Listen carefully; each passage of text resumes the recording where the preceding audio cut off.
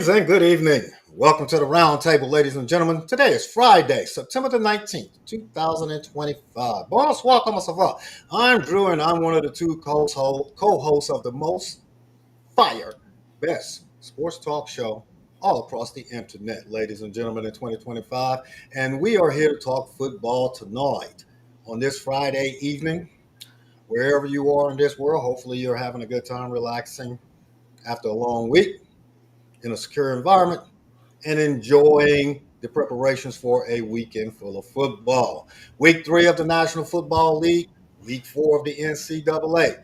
We got some big games coming up this weekend that are going to begin to create a little bit of separation between teams on the professional level and some jockeying for position in the NCAA, especially depending on the conference that these so-called powerhouse teams are in, whether they are the SEC, Big Ten, ACC, what used to be the Pac 12, what is now the Big Eight, or used to be. anyways, anyways, I want to give a special shout out to all of you joining us through Facebook Live or YouTube Live or TikTok Live as we uh, undertake this discussion here tonight. We're going to get it. Let's get after it. My brother Griff, my man, it's been a long week. We are here on Friday, getting ready for some good football this weekend. How are you doing on this auspicious Friday night? Man, now you go using them big words again, man. You know I'm from Alabama, man. Don't be trying to use them big words on me, man. Look, feeling good. I got my round table swag on, man. You see the don't talk about it, be about it over there in the corner, man. Hey, just looking forward to getting to this football as always. Good evening to the round table family. As I see y'all starting to get on here. Troy talking about Troy. You know Tuesday was Tuesday. It's always gonna be another day for jokes, baby. So hey, we still got jokes. So hey, let's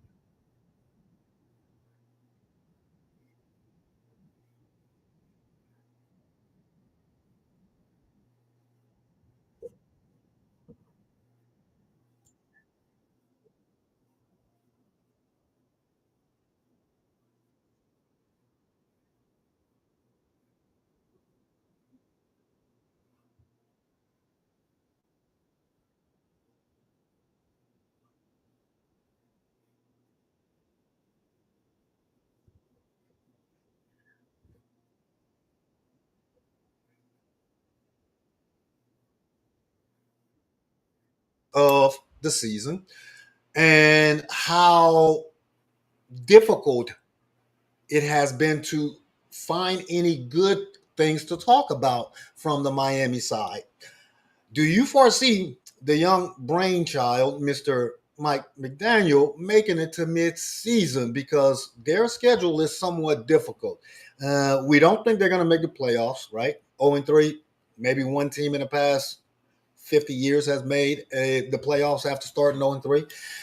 Does Miami get rid of their coach? We know that we don't know, but we can most likely predict that Tyreek will be gone by the end of the trade deadline. How does Miami fix the culture that is obviously broken down there for you? hey man, I think it's hard. I mean all the players and stuff they saying what they would normally say, but actions speak way louder than Mhm. words. You can look at just on the field, man. I see players make good plays and nobody fired up. Uh, My question is actually, and I don't want to get off Miami, but I think I said this on Tuesday about the coach probably being gone by mid-season. I think the culture's already lost in that room, and I think, and the more you lose, the worse it get. Mhm. I'm just being honest, unless you got a coach that can capitalize off the losses and rally the troops, it don't seem like it, man. It just don't seem like it to me. Uh, my problem, what I seen last night, is Buffalo is the one that got a problem. Because even though Miami looked bad, man, again another team almost put up a hundred, almost 150 yards rushing on them. Buffalo cannot stop the run, and their offense is. I mean, Cook looked good; he can run the ball, but their passing game is not one to get happy about. And they're gonna run into some teams that can stop that run, and then they got to rely on that passing game. And Josh Allen ain't gonna be able to do little flicking passes into the end zone like he trying to be Patrick Mahomes or somebody. No, you're absolutely right as it pertains to Buffalo. They got things they need to work out on defense.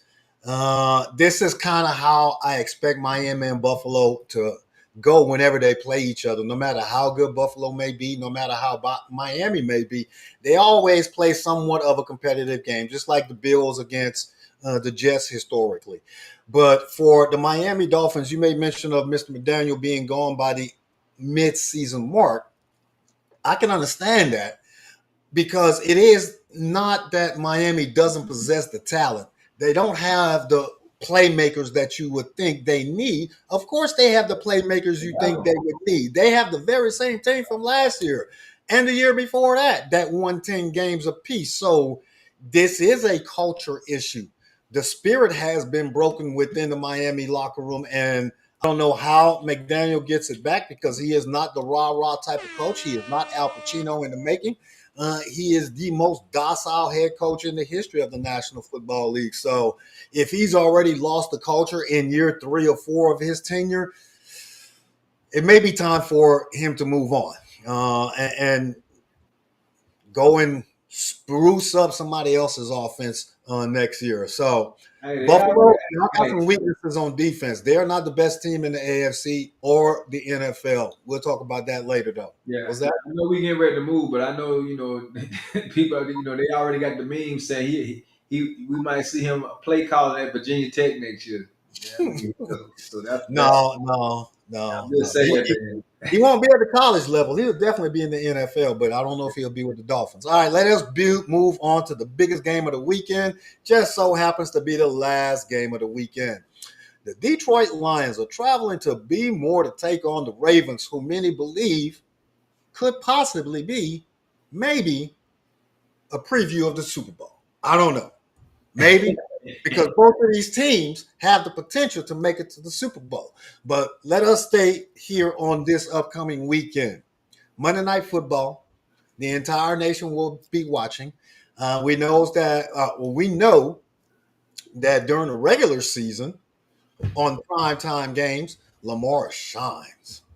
Lamar balls out both in the run game and in the pass game. He is very efficient. Matter of fact, the most efficient quarterback in the history of the National Football League, based on the time that he has spent. So we know that Lamar is one of the best quarterbacks today, best quarterbacks of all time.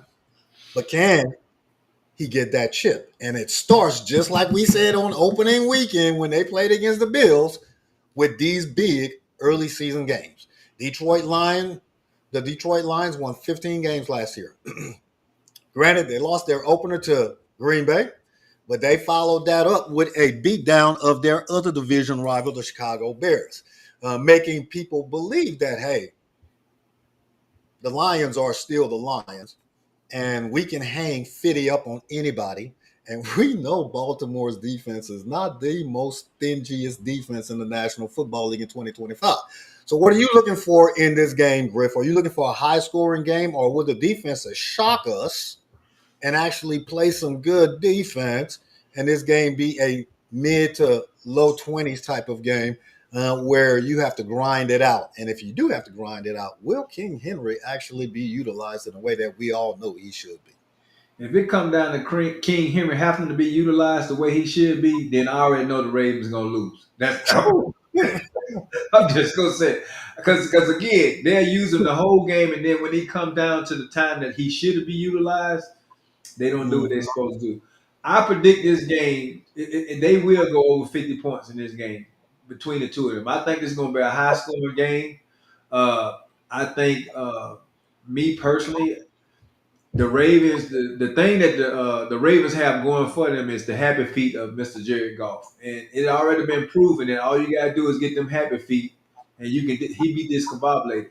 Now I know you said they put that 50 burger up on the Bears, but the Bears ain't impressed me none this year, so that was an easy win. That that I don't see the Lions being in the Super Bowl.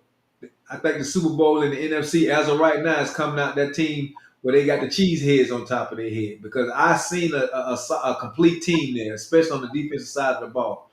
I think if the Ravens really want to win this game again, the legs of King Henry and Lamar is gonna have to be that thing, and they're gonna have to put some rush on Jared Goff and be able to contain Jameer Gibbs and them out that backfield. You know, St. Brown is gonna get his opportunities, especially if you give Jared Goff the opportunity, he's gonna pick you apart.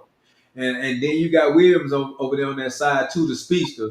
So I think it's gonna be a long day. I think it's gonna be it's gonna be one of them barn burners as they call it. Gonna be Uh, one of them barn burners, baby. It's gonna be whoever had the ball last gonna probably end up winning the game. Yeah, it's definitely going to be one of those that, man, it's 1 o'clock in the morning, and if this game is still happening, I'm not tired. I'm ready to see the conclusion of this game. I believe you said you believe that it's going to be 50 points or more. I believe it's going to be 60 plus points or more combined between these two teams because their defenses suck, both of them. To be honest, you know, early on in the season, Baltimore can't stop a nosebleed on defense, and they have the best offense in the National Football League, in my opinion. So they are going to score. Lamar has no problem leading that offense up and down the field when the play calling is done in accordance with the type of defense that you're playing to get points.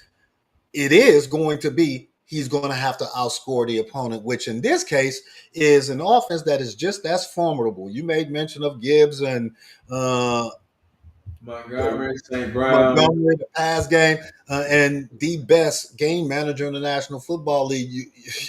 You say happy feet, but those happy feet have led to a lot of success during his tenure in Detroit, right? And those happy feet got 10 years under their belt. Those happy feet has been to the Super Bowl.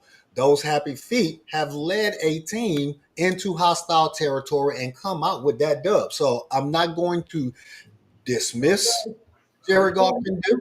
I am not going to dismiss how effective the Baltimore offense as compared to the Detroit offense needs to be because Detroit is going to come in there and they're going to play like they played against the Chicago Bears. I know I saw in the chat that y'all say the Bears Lions game was personal to teach Ben Johnson a lesson, all this and all that. And I got it. I understand that. But again, those are NFL players getting paid millions of dollars and they got fitted put on them, whether it was a message or not. Chicago is not as bad as that beatdown. They're not as bad as that beatdown. I'm looking for a phenomenal game. So who you got in this one? I'm picking the Ravens. I got the Ravens in this game.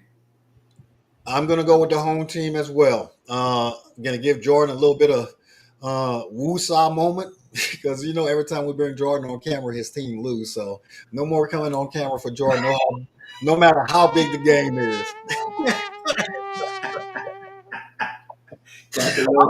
I am looking out for you, Jordan. So let's have a great game on Monday night to close out week 3 in the NFL, and I'm pretty sure it's going to be. On Sunday afternoon, kicking off the weekend, we have a rematch of the NFC divisional round game from last year where many people thought the Los Angeles Rams were not only good enough to go into Philly and be competitive against the eventual Super Bowl champions, but to actually come out of Philly in that snow with the dub, and they almost did it, if not for a great fourth down attack by Jalen Edwards or Jalen Carter. Jaden Carter on defense when the Rams were scoring for that go-ahead touchdown late in the game. The Rams are just as good this year. Matthew Stafford is a year older, a few steps slower, and a few bad back nights where it only takes one hit and their season is derailed. But they are good enough both on the offense and on the defense to not only be competitive with Philly, but actually come out of Philly Sunday afternoon with the dub. What do the Rams have to do to go in to Philadelphia, into Link Stadium, and come out of there with a huge early season victory.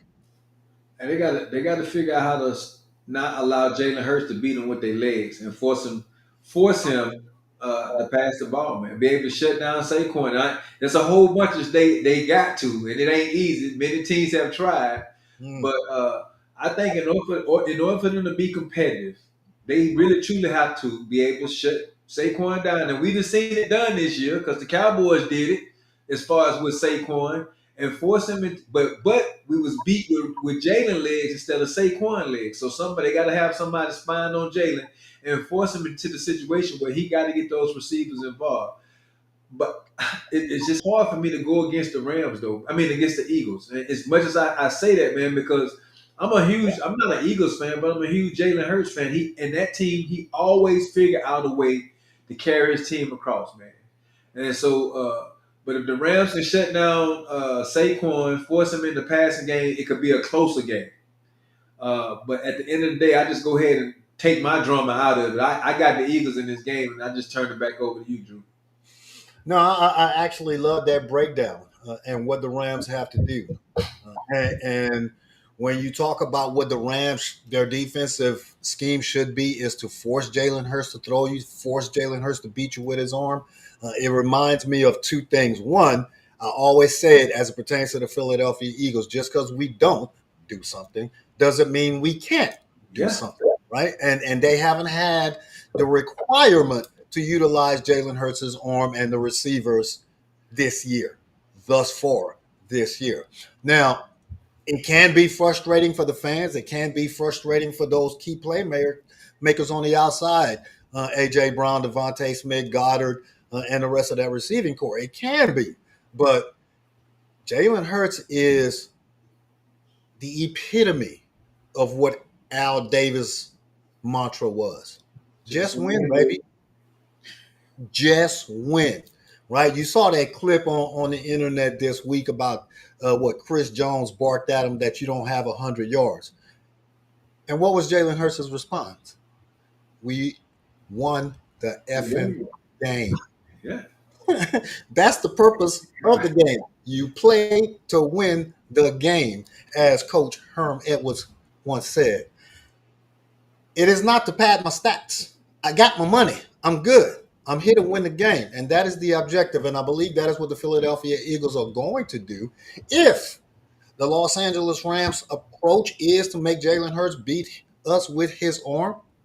Yes, you may stack the box and limit Saquon's success, but Jalen Hurts is going to be able to get to Devontae Smith, to get to A.J. Brown and Goddard and all the rest of the receivers, or Saquon coming out of the backfield. And if the protection breaks down, last time I checked, he can run the ball. So you're right. This is going to be a very, very, very good game. This is going to be a close game throughout 3.5 quarters, I believe. And it most likely is going to mimic what we saw in January when these teams played each other in the divisional round game. But I believe the home team will prevail as well. Eagles in a close, entertaining, and oddly enough, turnover-free game, right? Because Matthew Stafford takes care of the ball. Jalen Hurts takes care of the ball. Saquon is someone you can depend upon to not fumble. And Williams is someone you can depend upon to not fumble. We haven't even talked about Devontae Adams or Puka Nacua, two beasts on the outside for the Los Angeles offense. So I'm looking forward to this game right at the very beginning of the games on Sunday at 1 o'clock. Yeah. On Fox. For those of you that are interested, hopefully you are in an area where there is not a blackout. You can actually see this game because, ladies and gentlemen, this is going to be a good one. Now, Yeah, this hey, Troy did bring up a point too. I seen that, and I switched my tight ends out. I started Gardner too because Kraft is supposed to be hurt, but Gardner is healthy right now, so that's another one of those targets, one of those crutches for Jalen when he gets stuck. Gardner is always there, so yeah, yeah, and yeah. another element to the squad. And CP said, Christian Price, CP said that this game should have been flexed to the 4:30 window, which you're absolutely correct because this game should have been flexed to the 4:30 window and flip flopped with the current game on Fox in the 4:30 window, which we will discuss in a minute. We'll talk about that game in a little bit, and we're gonna figure out why this game was not flexed. But the next game I want to talk about real quick is the battle for the AFC West in 2025. The Denver Broncos predicted to possibly win the AFC West, or at least be competitive at the beginning of the season, and challenge Kansas City for the AFC West title, and the Los Angeles Chargers, who are actually the best team in the AFC West as we sit 2 weeks in, as Chuck Woolery used to say. You remember that? 2-2. 2 and Boy, 2. you showing your age for real talking Hey, about 2 years hey, ago.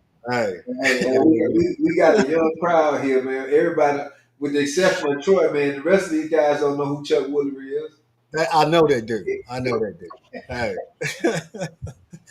Anyways, man, this game pits two very good coaches, two very experienced coaches, two coaches who have been to the big dance, have won championships at the levels that they have coached, with two quarterbacks who are oddly enough very similar in age, but has the ability to lead their team because they were both playoff teams last year. The Broncos are traveling to Los Angeles. Can the Chargers establish home field advantage by showing that they are the new AFC leaders or AFC West leaders early on this year? Oh yeah, man.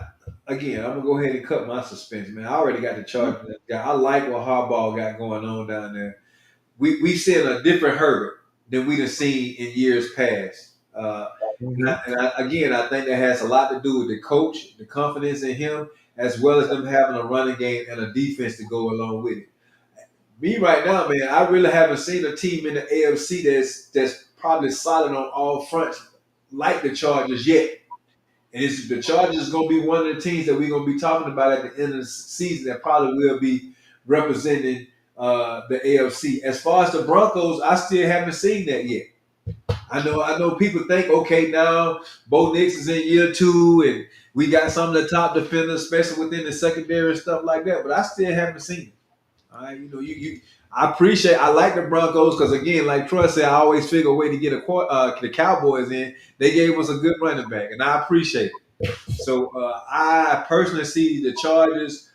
I see the Chargers win this game and winning it easily. I think by 2 scores. Just personally, that's just me. Oh, ye of little faith. I'm just keeping it real, man. I just call it I how I feel, see it. I I call it how feel, I feel you ain't nothing wrong with that. That could be the case, but it is not going to actually play out that way. Hey, as my daughter say, Jordan, clock it. Remember this. Clock It's it. a clip right here. Clock it. Clock it. No, it's definitely going to be a tighter game than what Griff has just predicted because the Denver Broncos are good. I know we gave the Broncos quarterback a little hard time here over the past year or so, but he has settled into that offense, and they have the playmakers to go pound for pound with the Los Angeles Chargers. The Chargers are different, as it was mentioned in the chat. They are solid this year, both on the offensive side and on the defensive side. A year more experience for Justin Herbert, the second year in Jim Harbaugh's system. And if healthy, they are just as competitive as any team in the National Football League. But let us not forget what Sean Payton has done in 1 year with a rookie quarterback. Led that team to the playoffs as well last year.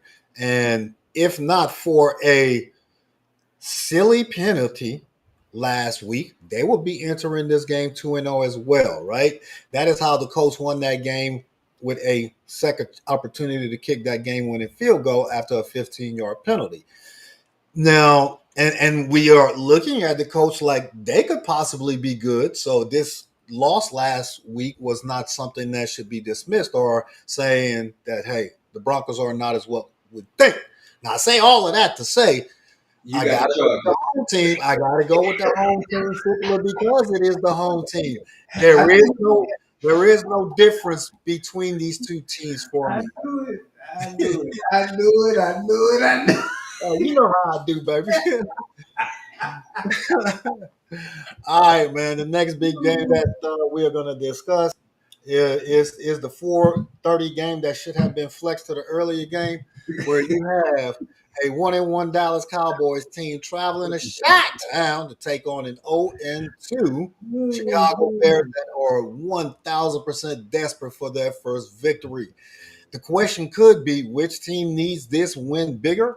Will Ben Johnson get his first home victory, get his first coaching victory? Will Caleb Williams earn the number one ranking or number one consideration that he had last year? Because he hasn't shown it yet this year. And, he's out there just flailing sometimes. Or will the Dallas defense stop a nosebleed this weekend? What do you think, Ray? Look, first of all, man, this game is played at the time it's supposed to be played. This is the hey, American team always get the right time slot. Don't if you don't know who America's team is, then you better go look at the I better ask gambler. somebody.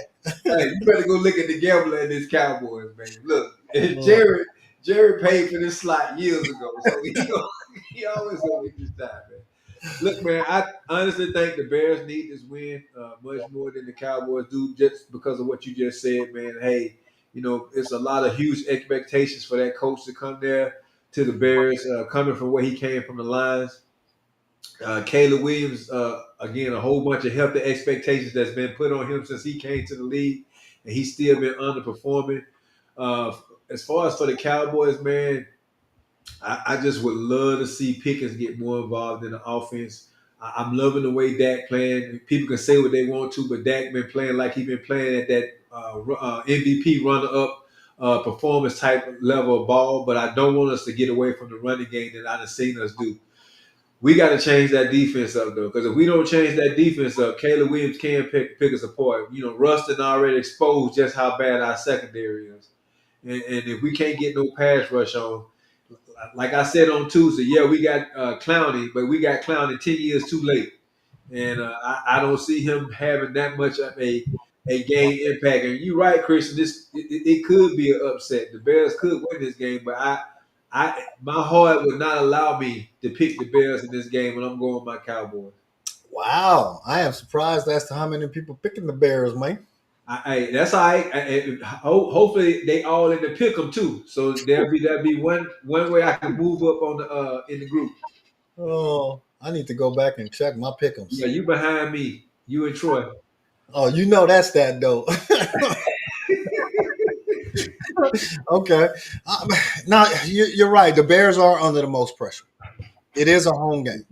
It is the much anticipated first win of the season for Ben Johnson, right? Because we didn't really think the Bears had a chance against uh, the Lions last weekend or in their opening weekend game. This is the one that they had circled against America's team since it's slotted in the prime time slot for Sunday afternoon.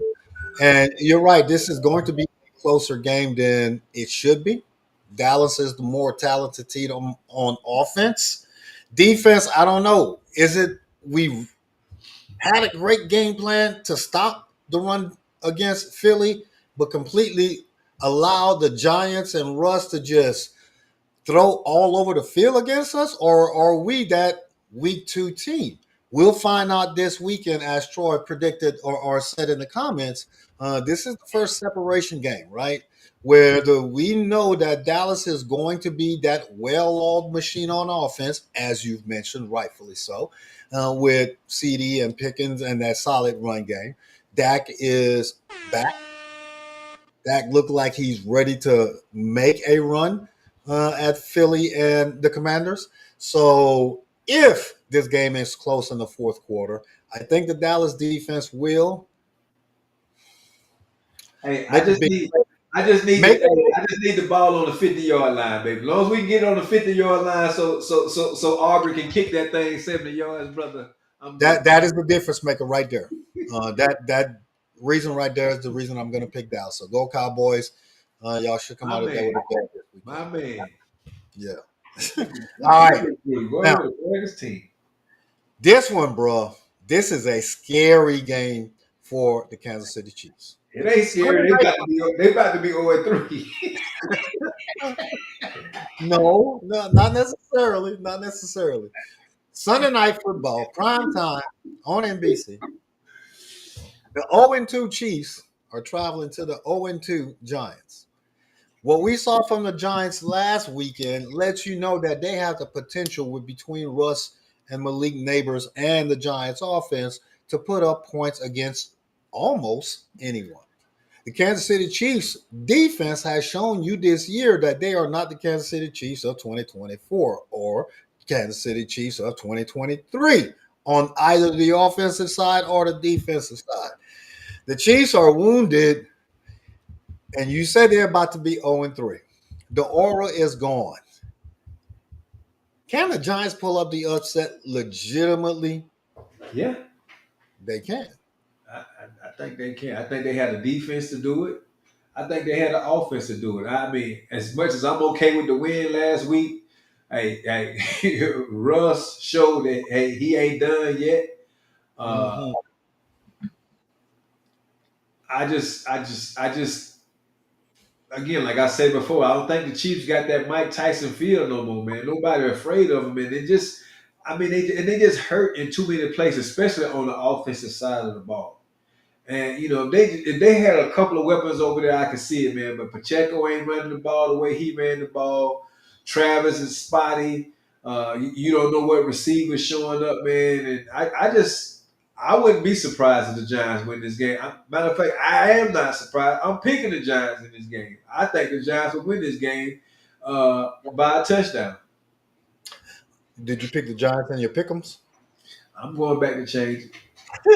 All right.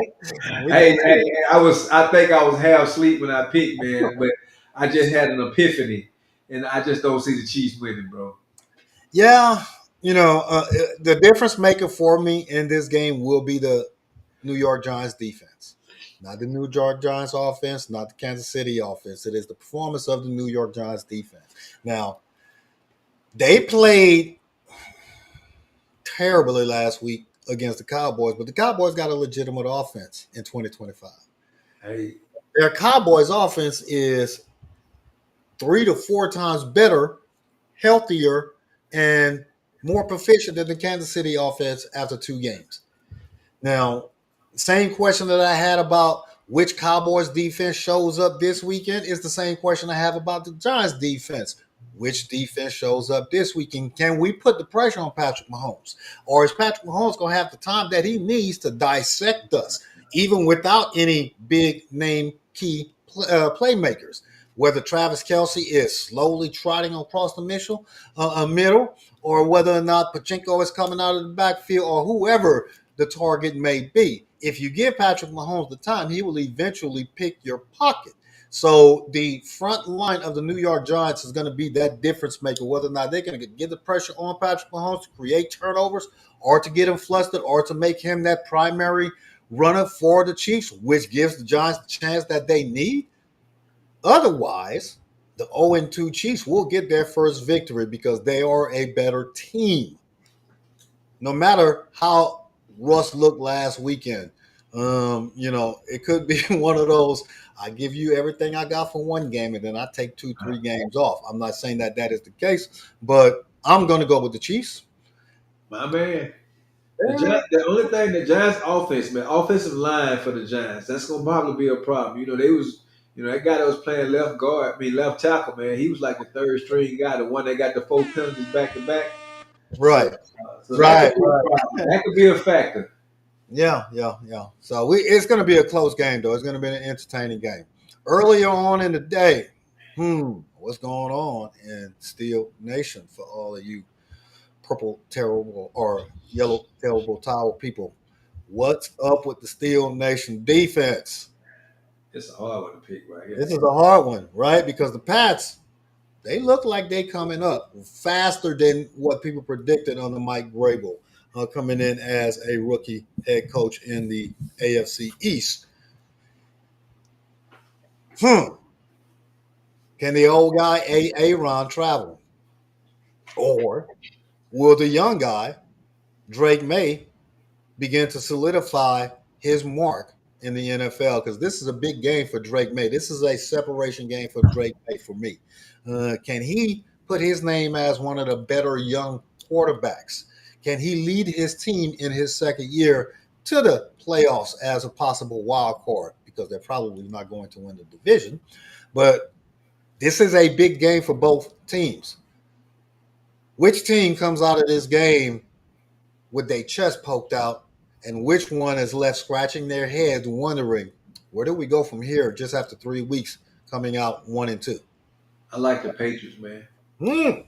As much as I mean, it sounds. I like Drake May. I like what I see Drake May doing up there, and I like what Vrabel has done with that squad. It's almost looking like he done brought the Patriots culture back. The Steelers, we don't. The Steelers just don't look like the Steelers are old, bro. They just don't. I mean, on the Mm. defensive or the offensive side of the ball. Much respect for Aaron Rodgers and DJ Metcalf and them over there, but I think, especially if it's a close game, I get an edge to the Patriots. So I got the Patriots in this one, and I yield my Yeah. time. I yield my time to the distinguished man in Baltimore, in Maryland. Well, the distinguished gentleman in Maryland appreciates you yielding your time. And with that time, I shall say the following. The New England Patriots have found a new lifeline in Mike Grable and the atmosphere that he's brought back the Patriot way. I'm not saying that it wasn't there last year with Jared Mayo, but it seems like they rejuvenated themselves. And you're right, Drake May is itching to be one of those young quarterbacks, second year, third year, fourth year quarterbacks that legitimately competes for a playoff spot every single year. And this is a separation game early on in the year for these two teams. For the same reason that you listed, but also where it is youth versus experience, both on the sideline and under center. Does Aaron Rodgers legitimately still have it? After 2 weeks, the jury is still out. We don't know. This is a game that shows all of the Steeler faithful that no matter who the opponent, now granted, the Patriots are not the Patriots of old, but they are on the ascension. If Pittsburgh cannot go in to Foxborough and come out with a dub this weekend, they're going to have a long season, a losing season, and by Thanksgiving, Aaron Rodgers is going to be injured. I got the Patriots winning a close one as well. Home team prevails in this one. Now, this one, very, very interesting, man. Two teams that has so much hope, so much potential, so many aspirations since we're using big words tonight. Troy, I hope you got your dictionary out.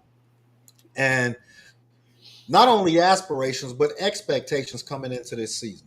The Cincinnati Bengals, fresh off of a strong 9-8 or 10-7 season or 9-8 season last year, where they started off terribly but finished strong. Just that much short of the playoffs. And the Minnesota Vikings, a strong 14-win season, went to the playoffs, lost to a better team in the Rams. Coming into this year, so many expectations. You got Joe on one side who has been there, done that, has full confidence in himself and the ability of his key playmakers to be in any game and not be out of any game, going up against a team that had J.J. McCarthy as their new starter with all of these lofty expectations. Well, neither one of the quarterbacks that I just talked about are going to be in this game. It is going to be the battle of the backups. Which backup are you more confident in? Carson Wentz, I believe, is the backup for the Vikings. Yep. And I forget his name, Browner. Browning. You got Browning for the Bengals. Browning for the Bengals. I myself personally believe that Browning is a better quarterback at this point in his career than Carson Wentz, but Carson Wentz has the better team. How do you see this game unfolding on Sunday afternoon? Shucks, man. I think the Vikings have a better defense. but I think the Browning has experience with this squad and having Chase over there, having T. Higgins and Brown in Mhm. that backfield. I think he has the ability to take this team as far as the Bengals are. I think he has the ability to take the Bengals over in this game. The Vikings got injuries over there. I think Aaron Jones is going for the. I think they put him on R. Uh, you still got it. Addison is still under suspension, so that just leaves Jefferson. I've never been a Carson Wentz guy. And Mhm. that's why Jalen came up there and took his job. I Mhm. think they hyped that guy up. Uh, Mhm. so I personally, as much as it pains me to say this, I see the Bengals winning this game, man. I'm in complete agreement with you, for the simple reason that with their starting quarterback J.J. McCarthy last week, they got beat down by Atlanta at home. At home, Carson Wentz hasn't played an NFL game since I don't remember. Hasn't been effective as an NFL quarterback since 2017, 2018, when he was the quarterback for the Philadelphia Eagles before his injury. I don't see him having enough time to get caught up with JJ. Offensively, Cincinnati is better. Browning has a better connection with uh, Chase and T. Higgins, as you mentioned. And it is going to be one of those games where if it turns into a track meet, I have more confidence in the Cincinnati offense than I do the Minnesota offense. So I'm going to go with the visiting team as well. And the Bengals remain undefeated early in the season. Can you believe we're saying that? The Bengals remain undefeated. Hey man, that's your the worst best team in the league, man. Yep, yep. And they still could be. I'm not going to use that title until about week 8, depending on how they perform over the next month with Browning as quarterback. All right, man. The next game, the Raiders, Pete Carroll, traveling to the nation's capital, DMV area, to take on a Washington Commanders team that is also starting a backup quarterback because Jaden Daniels is also sidelined with injury. Now, can Pete Carroll and Geno Smith, who just threw about 33 interceptions last weekend, bounce back and travel all the way to the East Coast and sneak a victory out of this one? Because this will be a sneaky upset. Not really a big upset because of Daniels' injury, but would be a sneaky upset if they could do so. They got a shot because they got a strong rookie running back, a good run game, an experienced quarterback. Can they go and shock the Commanders faithful this weekend? Oh, hand the ball off to that running back you just talked about. I still don't think. I mean, again, man, you go in the first round, you get a pick, and you starting the guy. You got to play him, man. You got to give him the ball, man. Mhm. I think they can. Marcus Mariota, he was good at Oregon. That's what he was good at. Since he been in the league, he done bounced around, and he found a way to get him a paycheck, but he has not proven to me that he can come up there and run that Commanders team who with Jalen Daniels that don't look like the Commanders that look like the Commanders from last year. Which who said that? Griff said that, but nobody wanted to hear it. But Jalen Daniels not being there, the offense still look like it's trying to figure out his identity. I think Gino gonna have a bounce back week. I think they're gonna take some of the heat off Gino by allowing Ashton Jennings to run the ball a little bit more. Brock Bowers, I think he's playing this week. I know they was talking about injuries. But I think that the Raiders will win this game in up there in Landover, Maryland, against the Commanders. You talk about Marcus Mariota like he's garbage. He is a good, sustainable College back. football, yeah, good college football quarterback. That's what he is. I mean, during his time as Tennessee uh, Man, Titan, he lost his you job. know, he struggled, but hey, so did all of these other quarterbacks that kind of came out around that time frame, right? They just had another opportunity to compete for a starting job. And you say he always finds a way to get a paycheck. He's a good number two and can carry a team one or two, maybe three games, depending on how the rest of the team is made up. So I would not summarily dismiss the Washington Commanders and how slow they started. Remember, their number one receiver held in or held out, depending on the terminology, for that contract. So, yeah, it's going to take some time, as we always say. Not necessarily that sophomore slump that you predicted. How long JD stays out, we will see, and how much of an effect it has or an impact. But I don't think the Commanders are going to fold in the tent. Now the Raiders are going to make this game very, very tight, very, very, very tight, and we'll have a chance to win. But I believe the Commanders have enough playmakers, both on offense and enough showstoppers on defense, to limit the success that Geno Smith will have, limit the effectiveness of Pete Carroll's offense, and limit Genty's ability to have breakaway plays. I got the Commanders in a very tight one, man. Very Okay. tight. Ain't your boy Lattimore in that secondary over there? Man, he has disappointed me this Yeah, season. Gino about to have a field day. Because Gino my guy. So yeah, Gino might pick on Lattimore. We gonna see. We gonna see. This is gonna be a good game to watch. So Troy, you may have something to cheer about. He needs something. Lord knows he needs something. Yeah. All right. This next one, the AFC South, the head scratcher of the weekend for me, because I don't know which team is better. They both have potential. They both have playmakers. They both have shown that they have the ability to be competitive no matter who the opponent is, but they can both mail it in. The Texans are driving down to Duval to take on a Jacksonville Jaguars team that, whether you like it or not, has all of the tools now. They have all of the tools that you need. Trevor Lawrence as the starting quarterback, high paid guy, has an arm. You have your number one receiver, Thomas, LSU, that can get separation. You have ATN in a backfield that can get you 75 to 150 yards a game, depending on the game plan. So a Jacksonville offense that is good enough to be competitive going up against D'Amico Ryans' defense that is one of the top 10 in the NFL.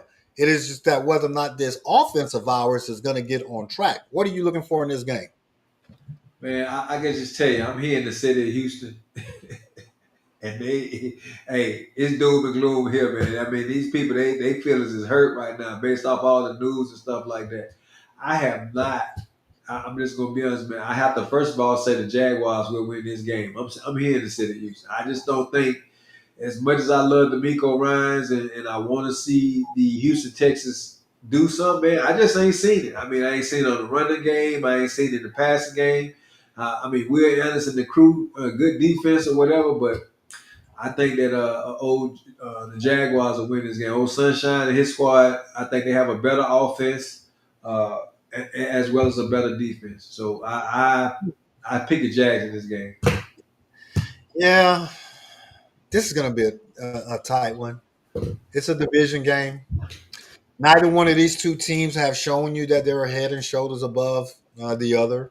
They're both good on defense. Both have the potential to be explosive on offense. You've seen it a little bit more from the Jaguars in the first two games of the year. But I cannot dismiss that CJ Stroud has all of the weapons that he needs, minus Tank Dell, right? Joe Mixon. You have Chubb there. You have Nico Collins, who is the guy.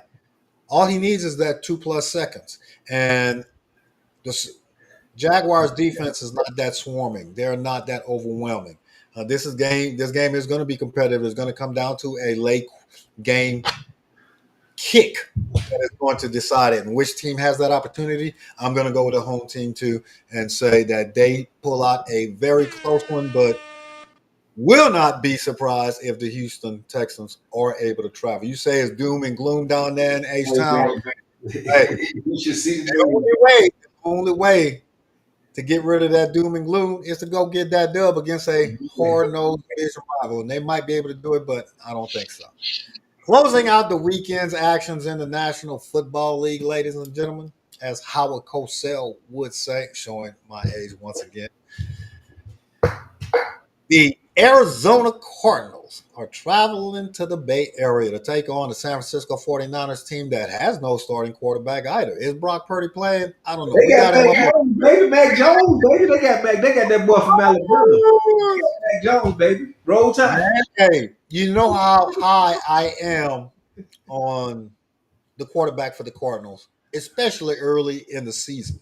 He's always on fire early in the season, and then he kind of tapers off late in the season. But early this year, two 2-0 teams, both of them 2-0.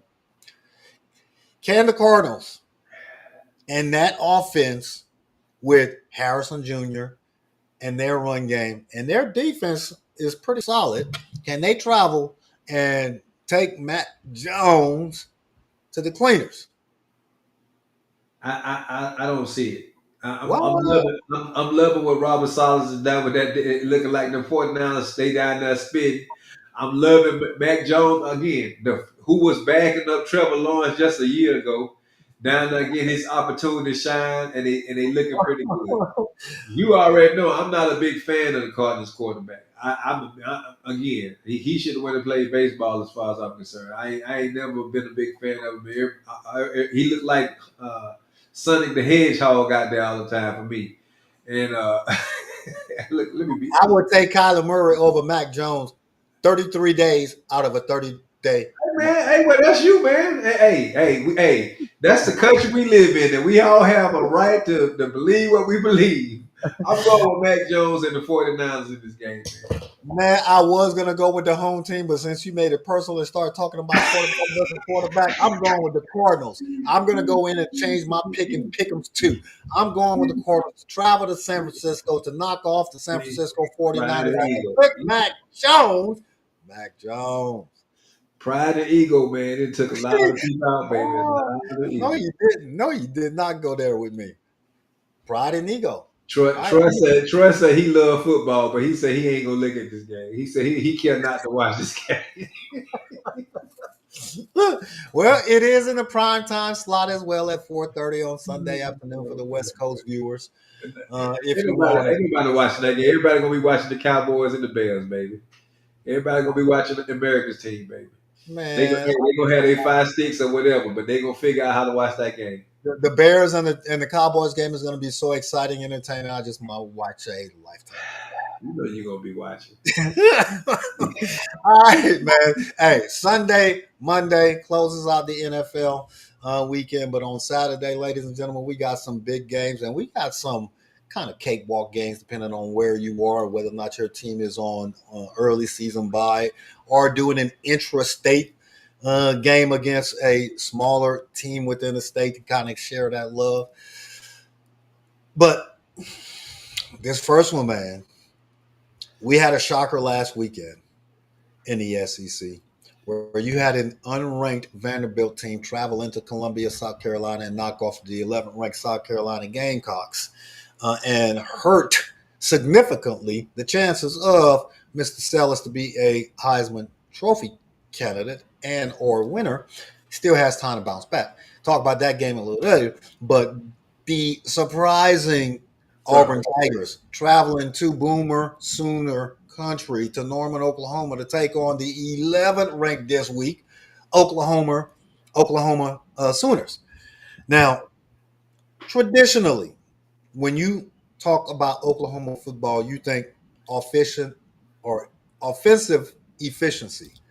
Not necessarily the team that is going to hang their hat on defense, but Venable, being a defensive minded coach, has brought a or attempted to bring a certain level of defensive toughness to the Oklahoma Sooner team. But they have kind of slid back a little bit on the offensive efficiency side, right? They're not that team that'll hang 40 and 50 points in the squad anymore, especially playing in the SEC, right? And they got taught that lesson last year. But they look better this year. Can Auburn travel and upset, because this would be an upset, the Boomer Sooner Nation and derails Oklahoma's chances of being competitive in November or late November and early December for the SEC title? Nope. First of all, I can't even say they name the other team from the state of Alabama. They ain't played nobody all year, and now they get ready to play. They get into that SEC schedule, and you're gonna see if they finna drop off. Oklahoma has what many consider to be the front runner for the Heisman Trophy right now, and they quarterback. And I just think that, like I said, Auburn. I said it. Dang, I got to go wash my mouth out now. The other team from It's a damn Alabama. thing. I can't say it, man. People from the state of Alabama know. I can't say it. You either ride with the Bama or you ride with the other team from the state. I don't ride with the other team. What, I, what I city? want What to. city? What city is that other team in? I can't tell you that. It's close to it's close to Montgomery. It ain't far from Montgomery. It's a tad bit from Montgomery. That's all I'm gonna tell you. Okay. But what I will tell you, man, I expect Oklahoma to win this game, and I expect them to win this game by a minimum of 2 touchdowns. I don't even think this game gonna be close. Auburn Wow. ain't. I'm just keep. I mean, again, you made me say it again. They ain't played nobody. They have not played nobody. And Hugh Freeze, I'm not a big fan of him, and I'm just gonna leave it at that. I feel you, sir. I got you. Just to keep it groovy, I must agree with you and say that the home team wins. But Oh, man, I want you to go with that other this squad, man.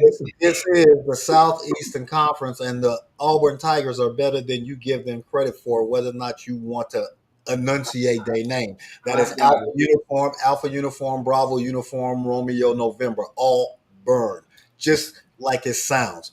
I Get got it? Hot garbage. Oklahoma wins, man.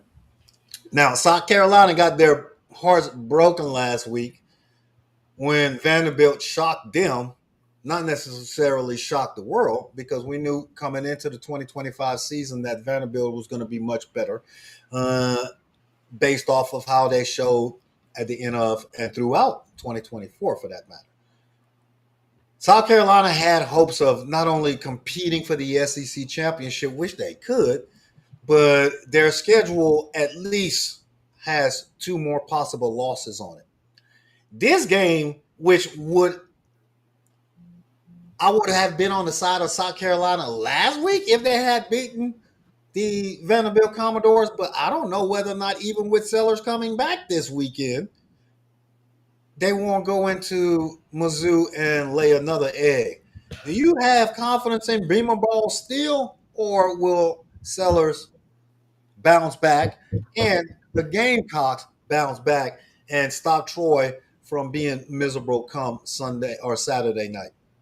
I know they cleared Sellers, man, but for that guy to be out of that whole game, I don't know how good the kid is right now.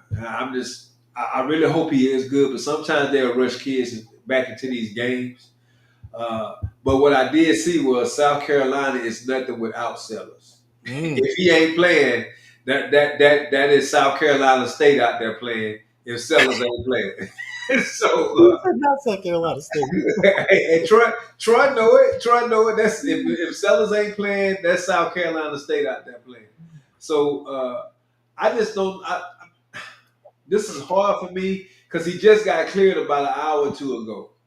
And again, I think it's but which means he got his game reps and stuff like that. And I just think they pushed the kid out there too soon. Normally, these guys get these concussions. They ain't coming back in a week. They normally send out at least a week or two in this concussion protocol. So, with that being said, man, I'm gonna have to lean toward Missouri in this game, brother. Yeah.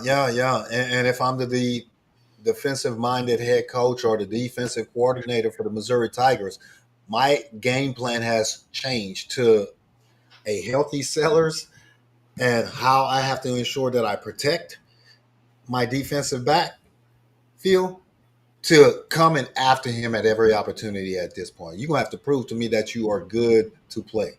You're going to have to prove to me that you still have the ability to cut and make split decisions in real time and not be psychologically worried about getting injured again. So I will come after him the entire first half to see how effective it is. And This being the weekend that a lot of home teams are being predicted to win, I'm going to go with the home team again, and the Missouri Tigers will destroy the chances.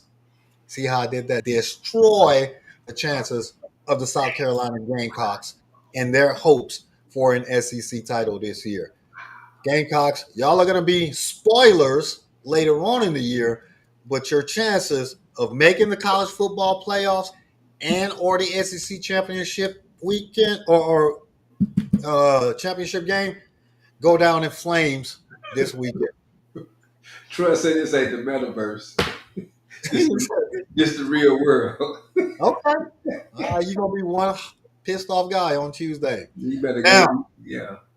bruh, the next game that I want to talk about, the last game that I want to talk about on the college football landscape, it's not so much about the game itself because it is just another intrastate rivalry game between the Florida Gators and the Miami Hurricanes. The Miami Hurricanes are coming into this game, number 4 ranked in the country in the AP poll. So obviously they have the better team. The Florida Gators are coming into this game after a loss in their SEC opener to the LSU Tigers last weekend in Death Valley down in Baton Rouge, but primarily because their offense failed them. 5 interceptions from the quarterback. They played a much better defense than their offense put on the field, but they were still in the game for a majority of the game. Now, this is an emotional game because it is an intrastate rival. It does not affect the standings both in the SEC and or the ACC because the two teams are in 2 different conferences. But at the same time, it's about respect. It's about bragging rights. It's about making sure that for the next 364 days, at least until we play again next year, if we're on each other's schedule, that we have the bragging rights. Jordan, if you would, man, could you bring up Florida's schedule? Because I'm not even going to talk about whether or not Florida can win this game because we're both going to pick Florida. Miami. But look at blow that up if you could. Look at Florida's schedule for the next month. They play Miami tomorrow. Then they play Texas A&M, Georgia. Claude have mercy. Then they got Mississippi. They got Texas, which again, hey, Texas is Boy, not the team we thought they was, but then they got they're Texas not. A&M But after that. you look at their schedule for the rest of the year, and every SEC game other than the Mississippi State game, they most likely will lose unless something happens to where that other team suffers injuries. Because they have the toughest schedule in the country.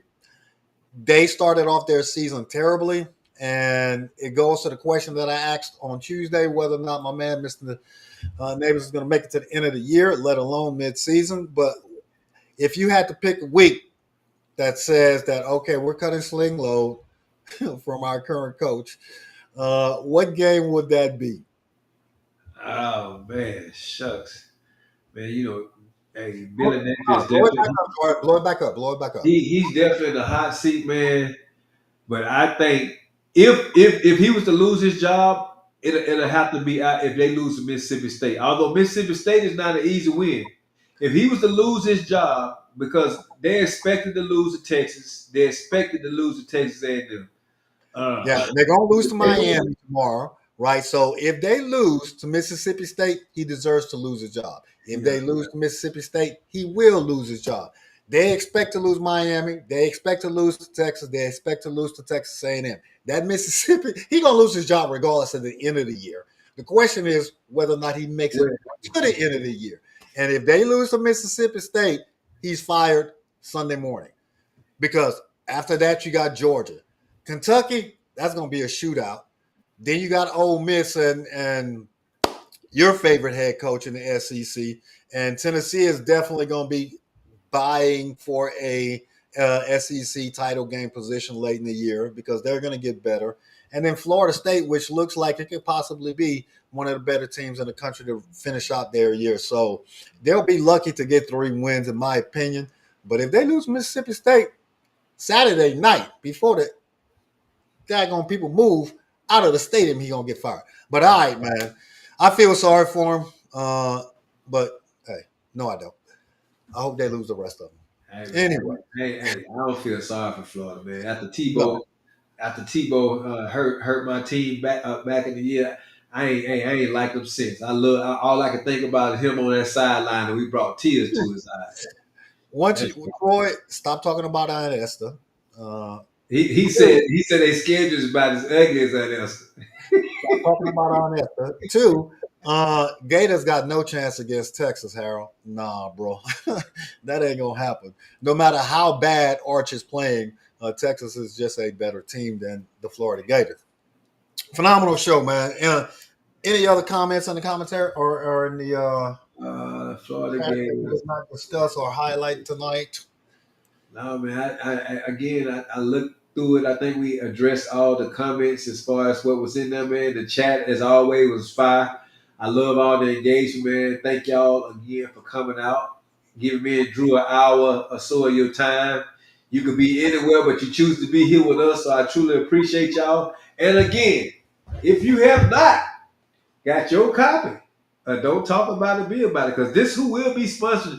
Don't talk about it, be about it. We'll be sponsoring the Super Bowl party for some lucky winner at the end of this season. I'm just telling y'all that right now. So if you ain't got your copy, you might be hurt because I might not have enough money to pay for the Super Bowl party. So you need to go get your copy so I can pay for the Super Bowl party for some lucky winner. Well done, sir. Well done. Well done. Only the cultural best-selling author Garrett Griffin could plug the book. Make sure that you buy the book. Support my man to ensure that you get it benefiting you on the back end because you just might be that lucky Super Bowl party recipient. You're absolutely right, Griff. Phenomenal discussion in the chat tonight. Appreciate all of the engagement. First and foremost, thank you from myself to everyone in the Roundtable family for the continued support that you provide Griff and I each and every Tuesday, each and every Friday as we come and share our thoughts and expertise and vie for the title of Negatodamus on a weekly basis to see who actually knows more about the game of football than the other. Each time we do this, I get to learn from each and every one of you in the chat. So thank you for those that join us on Facebook Live tonight. Thank you for those of you that join us on YouTube Live tonight. And definitely thank you for those of you that join us on TikTok Live. Please continue to share the content and call us out on our misdiagnosis of these teams and whether or not they have the potential to bounce back even after 2 or 3 games in this season or to pick up where we left off in 2024 and carry that into 2025 and continue building. This is a early season separation game for a lot of teams, both in the NCAA and on the professional level. So I'm looking forward to coming back here on Tuesday night to provide that feedback. Enjoy yourselves this weekend. And as always, keep your head on a swivel because we do live in a crazy world. Take care of yourselves. Do something nice for yourselves each and every day. Do something nice for those that you call family and your loved ones when the opportunity presents itself. And when given the chance and opportunity, please do something nice to somebody that you may not even know because it just might be the best thing that happens to them on that particular day. Y'all enjoy the weekend of football. Y'all be safe. Y'all take care of each other. Y'all be blessed. Y'all be breezy. We'll see y'all on Tuesday. Peace.